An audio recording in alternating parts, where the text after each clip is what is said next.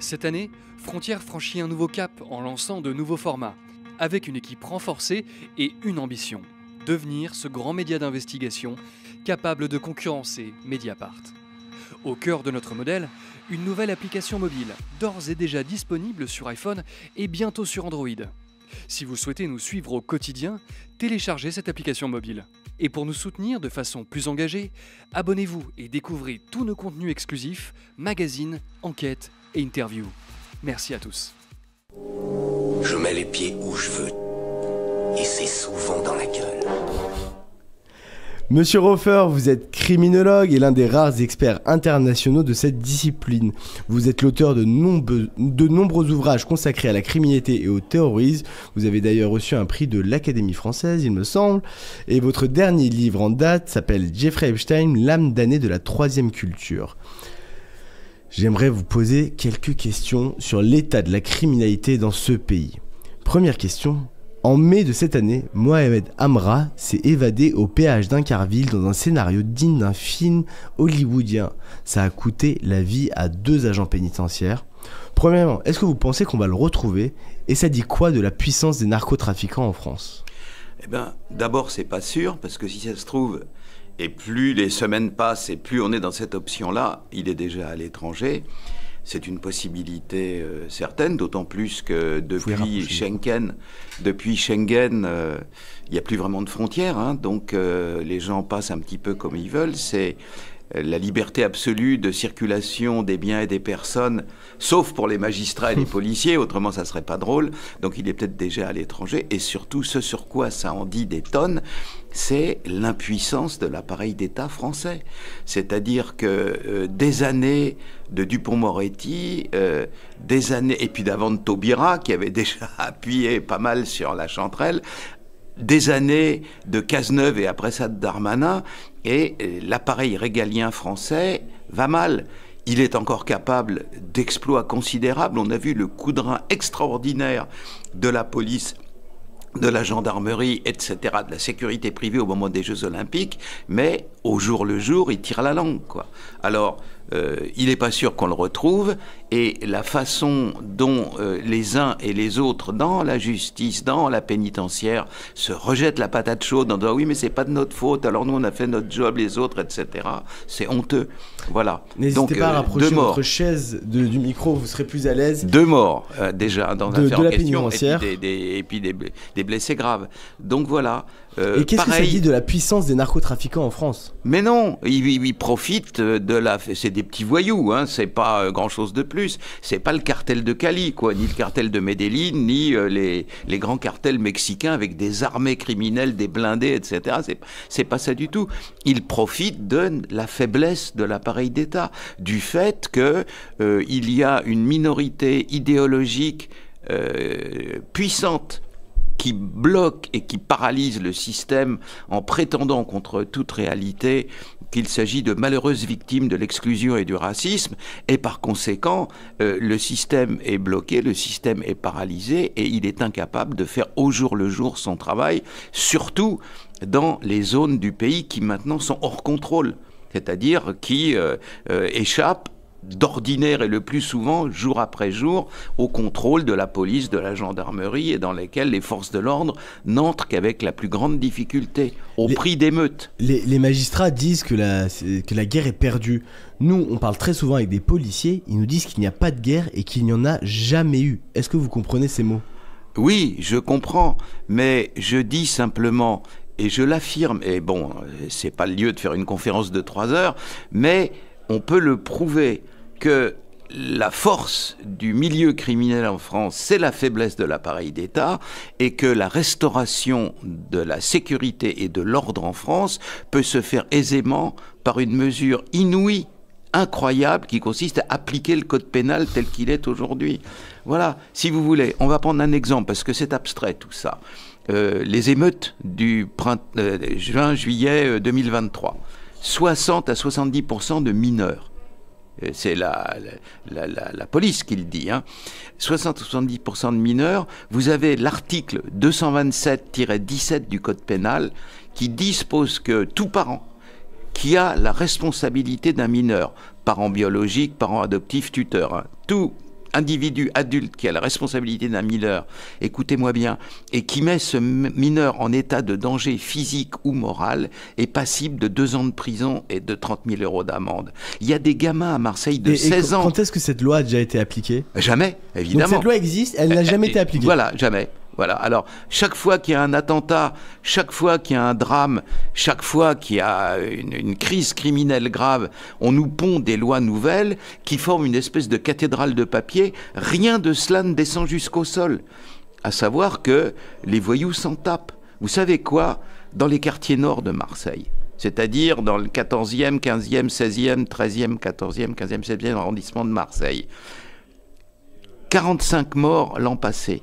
Vous avez un taux d'homicide dans les quartiers nord de Marseille qui est comme celui du Brésil ou comme celui du Nicaragua. C'est-à-dire 17, 18, 19 morts pour 100 000 habitants. Partout ailleurs en France et dans toute l'Union européenne, c'est 1,5 ou 2 pour 100 000. Voilà, donc on a des zones complètement hors contrôle où les gens s'entreflinguent comme en Amérique latine, dans les pires endroits où il y a les cartels, etc. Et tout le monde trouve ça normal sous la Macronie et auparavant sous Monsieur Hollande. Et donc, si par exemple on voulait couper entièrement le trafic de drogue à Marseille, quelles seraient les étapes à suivre? Eh bien, c'est simple, il suffit d'appliquer le code pénal, c'est-à-dire d'arrêter des individus et de les mettre en tôle suffisamment longtemps pour que l'envie leur en passe. Ce matin, dans un journal de province, il y a un individu qui a été arrêté. Il a agressé une vieille dame dans un hôpital pour lui piquer son téléphone portable. On finit par le trouver avec les caméras de surveillance et on s'intéresse à lui. Il a 19 vols, etc. Il ressort du tribunal avec un bracelet autour de la cheville. C'est-à-dire qu'il continue, une heure après, il y est de nouveau en train de voler ou d'agresser ou de piller. Un bracelet électronique n'a jamais empêché les gens d'agresser quiconque. D'ailleurs, je me rappelle que l'assassin du père Hamel était sous bracelet électronique. Évidemment. Alors, dans les cités, vous savez, les criminologues, c'est des animaux un peu spéciaux. Les bandits nous adorent. Ils ont l'impression que nous, on fait le même métier, quoi, à peu près. Alors, des fois, j'ai été invité à aller voir un caïd quelconque dans une cité. Dans les cités, ils remontent leurs jambes de pantalon où ils ont le bracelet électronique parce que pour eux, c'est un titre de gloire, quoi. C'est un peu une décoration. C'est leur légion d'honneur à eux. Voilà, exactement. Mais aujourd'hui, c'est quoi les plus grands réseaux de drogue en France? Il y a des filières, par où ça vient? Alors, si vous me permettez, il faut... Le mot réseau est là... dans les médias du système pour empêcher de voir la réalité. Ce ne sont pas des réseaux. EDF, c'est un réseau. La BNP, c'est un réseau bancaire. Là, c'est des gangs et des gangsters ou des bandits. Voilà, il faut appeler les choses par leur nom parce que, naturellement, si vous dites à un patient atteint de la peste qu'il a un panari ou l'inverse, vous êtes incapable de le soigner. Le début de la solution, de résolution du problème criminel, contrairement à ce que font les journaux, vous avez vu, il n'y a plus d'assassins, il y a des personnes. Il n'y a plus de gangs, il y a des réseaux. Il n'y a plus de drogue, il y a des produits. Il n'y a plus de drogués, c'est des consommateurs. Alors, comme dans 60 millions de consommateurs, vous savez, le prix des chewing-gums, etc. Donc, commençons par appeler, surtout pour un média comme vous qui est offensif, je suis ce que vous faites avec intérêt. Et donc, merci beaucoup. Voilà, non, mais je le dis clairement. Et donc, il faut appeler les choses par leur nom. Ce sont des gangs et des gangsters. Mais d'où arrive la drogue?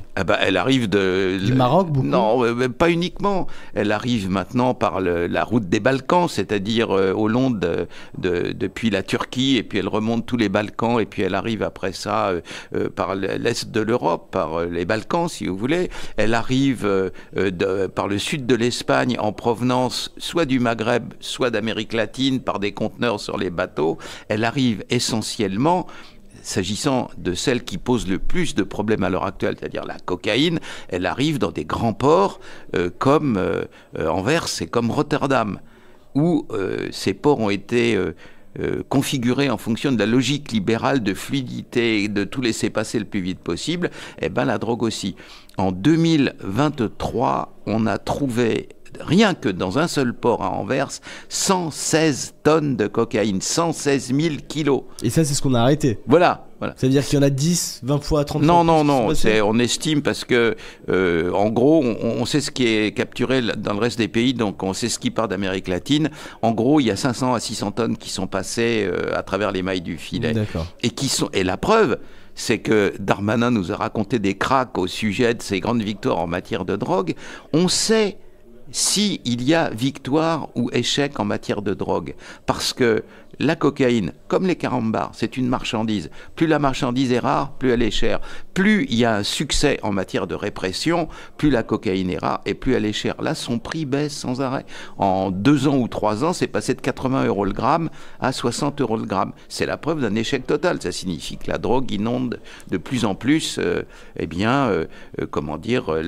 France, mais pas uniquement le Benelux, les pays d'Europe, les pays alentours. On en trouve de plus en plus et toujours plus pur. Là aussi, quand les bandits se font piquer de la drogue, ils la coupent pour compenser le manque à gagner. Là, maintenant, on trouve de la cocaïne pratiquement pure à 60 € le gramme. D'ailleurs, est-ce qu'un pays d'Europe est déjà devenu l'équivalent du Mexique ou de la Colombie?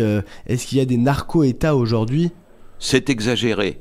Il y a des États qui sont faibles, donc qui se laissent faire, mais si jamais même la Belgique, même les Pays-Bas avaient le coup de poing sur la table du ministre qui va bien et qui dit « j'en ai marre, arrêtez-moi ça tout de suite », ça rétablirait la situation tout de suite. On a affaire à des États qui sont paralysés.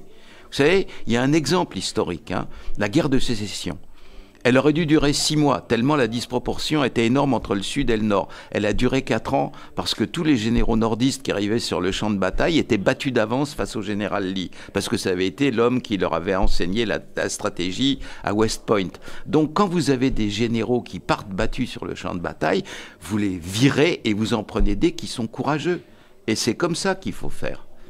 Est-ce que le trafic de drogue calme les émeutes? Moi, je me rappelle, à l'époque de l'affaire de Naël, à la fin, c'est les trafiquants de drogue qui ont sifflé la fin de la récré parce qu'ils ne pouvaient plus trafiquer en paix, justement, à cause des émeutes commises par les gens de cité qui étaient pour la plupart des mineurs. Est-ce que si on combattait vraiment le trafic de drogue, on n'aurait pas plus d'émeutes? Toute opération du gouvernement, toute action du gouvernement dans la lutte contre la grippe, dans la construction de nouvelles autoroutes, pour vous-même, si vous décidez de faire un régime, par exemple, eh bien, ça va toujours plus mal avant d'aller mieux. C'est ce qu'on appelle la courbe en J. Voilà. La courbe en J, c'est que dans un premier temps, vous allez souffrir quand vous ne boufferez rien pendant 6 mois, mais après ça, vous allez galoper, vous serez comme une gazelle, vous courez dans tous les sens et vous vous sentirez bien mieux. L'être humain, dans tout ce qu'il entreprend, c'est la courbe en J. Voilà. Et donc, effectivement, dans un premier temps, il y aura une agitation dans les cités en question, mais l'agitation en question, à l'heure actuelle, on la tolère. En 2020, je me souviens parce que c'était à peine quelques jours avant le début du confinement. J'étais avec des gens de très très haut niveau de la gendarmerie nationale. J'ai été prof pendant 15 ans à l'école des officiers de la gendarmerie nationale, donc ils me connaissent, on est un peu en famille. Comment dire, je les ai vus grandir, étaient lieutenant, capitaine, commandant, colonel, et j'ai de l'affection pour eux. Et ils m'ont dit, vous savez, monsieur Roffer, nous, on est prêts. Si jamais il faut remettre de l'ordre dans les cités hors contrôle, ça nous prendra 6 mois. Mais il faut qu'on ait un ordre du gouvernement. Cet ordre n'arrive jamais. Autrement, ce serait fait. C'est pas si difficile que ça. Et monsieur Retailleau, vous pensez qu'il fera quelque chose? Ce qu'il dit est un baume pour tous ceux qui disent la même chose depuis des années. Mais vous savez ce que dit M. Retailleau? Vous savez pourquoi il le dit? Nous, on a une base de données dans laquelle, notamment, on collectionne tous les sondages sur le régalien, c'est-à-dire que veulent les Français pour ceci, la sécurité, la prison, etc. Ce que M. Retailleau dit sur les 5 dernières années est voulu et même exigé à son de trompe par de 70 à 80% des Français. Une fois, il m'est arrivé de discuter avec un journaliste d'une radio du système, là, journaliste gauchiste d'une radio du système, pardon du pléonasme, et donc il m'a dit, mais oui, quand même, vous êtes un peu... J'ai dit, mais pas du tout, c'est vous la minorité. Et je lui ai dit, je vais vous envoyer une liste de 50 sondages, et puis vous allez voir. Et donc, effectivement, ce que dit M. Retailleau, c'est l'émanation de ce que veulent, exigent, à son de trompe depuis bien des années les Français. Alors, Napoléon disait « La guerre est un art simple et tout d'exécution ». Donc, c'est facile la guerre. Il faut prendre la colline là-haut, mais tout est dans l'exécution. Alors, Monsieur Retailleau a les moyens d'exécuter l'excellent programme qu'il propose, ben on verra. Et dans les prisons, nous, on est allé au Baumette. Oui. Et la directrice nous a dit que tout se passait bien. On sait qu'il y a des téléphones, de la drogue et même des prostituées qui rentrent. Il y a des gens de la Castellane qui sont des agents pénitentiaires là-bas. Est-ce qu'on est chez les fous ? Non, mais là aussi, c'est l'idée que ce sont de malheureuses victimes. Alors en plus, vous savez, la boutade d'Alphonse Allais, c'est pas tout d'être pauvre. Si en plus il fallait se priver, ben voilà, c'est un peu un truc dans ce goût-là, quoi. C'est-à-dire qu'on laisse faire. Mais là non plus, c'est pas perdu d'avance. Vous savez, le 1er octobre, j'ai passé toute la journée à Fleury-Mérogis. En prison. J'avais rien fait de mal, hein. C'était pour un stage avec les directions des services pénitentiaires. Les gens qui sont là-bas, ils boxent avec une main dans le dos, ils n'ont pas les moyens. Ils ne peuvent pas assurer la sécurité dans les prisons comme ils le voudraient, parce que les règlements, parce que ceci, parce que cela. Pompidou, le président Pompidou, de manière célèbre, quand il était président, a dit à ses ministres « Cessez d'emmerder les Français », dans le respect, bien entendu, absolu de l'état de droit. Moi, criminologue, mon petit livre rouge, c'est le code, hein, c'est la loi. Et on travaille à partir de ça. Mais qu'on cesse d'enquiquiner avec des histoires procédurales invraisemblables. J'étais très touché à Fleury-Mérogis parce que dans le personnel pénitentiaire, il y a beaucoup d'Antillais. Des gens qui sont venus en France métropolitaine pour travailler, etc. Ils sont désespérés, ils n'arrivent plus à se faire obéir. Ces gens-là disent « on est français, c'est des vrais patriotes, etc. » Mais ils n'ont plus les moyens. Donc ce qu'il faut, c'est rendre au dispositif régalien, à la police, à la justice et à la pénitentiaire, des codes et surtout des codes de procédure, comment faire ceci, comment faire cela. À l'heure actuelle, un détenu écrase un moustique, vous avez 15 pages de paplard à remplir, quoi. C'est pas possible. Et donc c'est ça qu'il faut réviser, c'est simplifier la vie dans le respect de l'état de droit de tous les personnels qui ont à s'occuper des malfaiteurs, de manière à ce que Clémenceau, la police est là pour rassurer les honnêtes gens et pour arrêter les malfaiteurs, eh bien c'est ça qu'il faut faire, c'est tout simple. Et il y a un nouveau sujet en France, ce serait la corruption des magistrats par le trafic de drogue. Est-ce qu'on a des magistrats qui ont déjà pu être achetés ? Oui. Bien sûr, il y a moi j'ai connaissance d'interceptions téléphoniques, hein, des portables de magistrats qui donnaient des indications, c'était dans la région lyonnaise, à des gros voyous pour échapper à la répression. Et puis en plus de ça, vous avez l'échelon intermédiaire. L'échelon intermédiaire, c'est les avocats. Vous avez les avocats des voyous qui sont payés chaque mois des milliers d'euros en espèces ou autrement pour assurer leur sécurité, qui leur disent là, vas-y, ça craint, attention, fais gaffe, etc. On a eu des caïds d'une des grosses cités hors contrôle de Marseille qui a reçu un coup de téléphone disant attention, c'est chaud, arrête-toi, etc. pendant 15 jours, et après ça, tu peux recommencer. Donc ces indications-là, pour ce milieu, sont précieuses. Donc, je ne suis bien. C'est gravissime de voir que des magistrats puissent être corrompus par les trafics de drogue. Vous croyez que ça les rassure de voir un des magistrats de voyous comme M. Dupond-Moretti, ministre de la Justice? Eh ben non.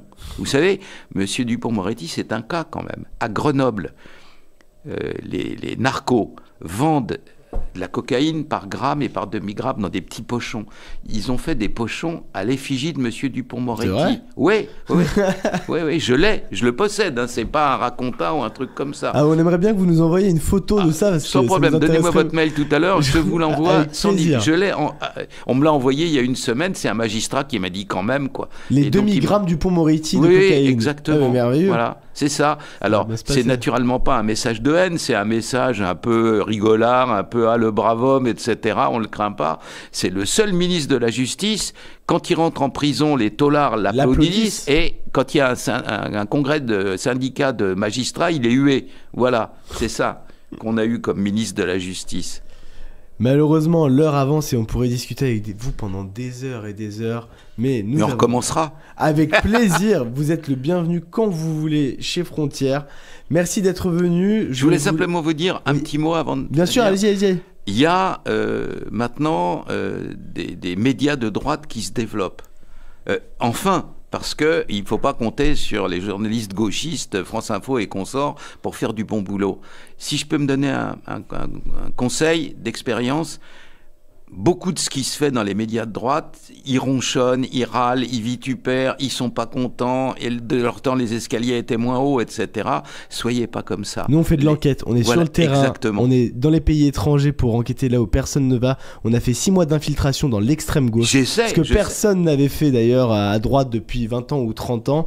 Merci en tout cas. Mais quel soulagement, c'est comme ça qu'il faut faire. Mais merci de vos recommandations que nous suivons et que nous continuerons à suivre parce que justement notre objectif c'est pas de faire que de l'opinion et de raconter que c'était mieux avant. On est là pour montrer la réalité et comme je dis toujours, la gauche met la France dans la merde, on va mettre la gauche dans la merde. Eh ben c'est un bon projet. Merci beaucoup monsieur Roffer. Au revoir. Une folle idée a traversé l'Europe. Si l'humanité n'était régie par aucune frontière, alors le monde serait sauvé. La fin des murs, une planète sans conflit, un monde sans limite. Abolir la protection des États, faire de notre nation un asile. Mais en abolissant ses frontières, un piège cruel s'est refermé sur nos pays.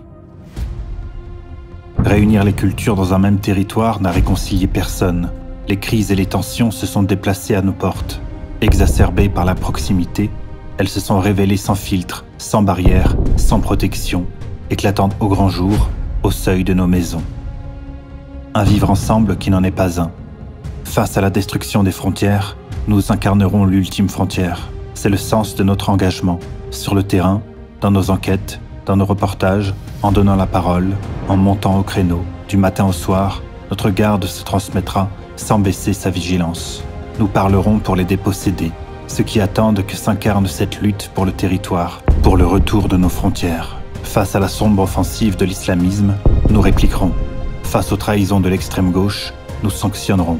Nous serons sur tous les terrains pour dénoncer les passeurs, les trafics d'êtres humains et la corruption. À l'offensive, pour impacter sur la vie politique du pays, pour affirmer la réalité à la face des puissants, avec nos méthodes, nos outils, nos réseaux, pour diffuser les informations que vous devez connaître. Avec une ambition, devenir le vaisseau amiral qui ne capitule pas dans la tempête, celui qui tient le cap, celui qui force le pouvoir à reconnaître ses compromissions, ses omissions. Nous vous révélerons ce que les médias d'enquête de gauche veulent vous cacher, ce qu'ils acceptent, dans le silence, mais tout en sachant. Mais alors qu'ils se taisent, nous n'aurons aucun complexe à dire la vérité. À vous de nous rejoindre et de soutenir notre travail en téléchargeant notre nouvelle application mobile et, pour les plus fervents, de souscrire un abonnement. Vous n'êtes plus seul. Désormais, vous pouvez compter sur Frontières.